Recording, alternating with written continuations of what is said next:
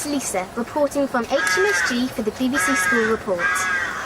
This is lambing season, one of the busiest times of the year for a farmer. In fact, there are approximately 6 million sheep and lambs in Wales. Farming was first introduced to Wales in 4000 BC, and it progressed from there. Farming is now a big thing here, and is one of the many famous things that Wales is known for, along with rugby, harps, daffodils and leeks. Sheep are also something that Wales are well known for. Because of the rugged and mountainous landscape, sheep are very important to Wales, as no crops can be grown on this type of land. A number of different breeds of sheep were introduced into Wales from the 1770s onwards, and from then on, sheep have literally taken over Wales, with there being 3 times the amount of sheep than people. As you should know, farmers are extremely busy people, especially around this time of year. Orphan lambs can take up a lot of time, as they need lots of feeding and care. Helping to look after orphan lambs does not only educate and give a good experience to children, but to adults too. You can learn lots about how these animals develop, their characteristics and how they behave. It is also a great way for children to learn in a practical way, being outside the classroom, handling and getting to know the animals. I was lucky enough to have an interview with Kate Humble and her fellow farmer Tim Stevens at their farm in the Wye Valley. Approximately how many orphan lambs do you get each year?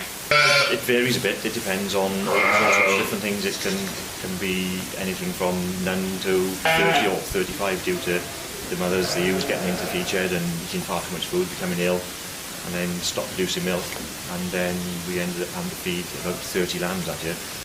What is involved if you decide to look after these lambs?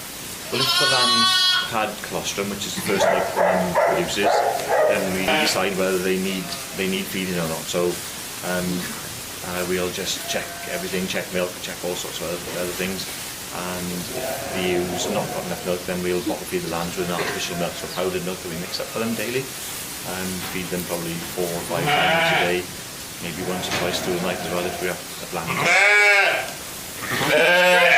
Lambing Live has in the past and will in the future encourage people to get more involved with looking after orphan lambs. What I hope it's done, and what this next series, because we've got a new series coming out at the end of March, will do or does, is help people get a better understanding of how farms work, the huge amount of work that farmers do, and really appreciate where things like lamb, the meat that people might have for their Sunday lunch, where it comes from, and the amount of work and care and skill that goes into producing that meat.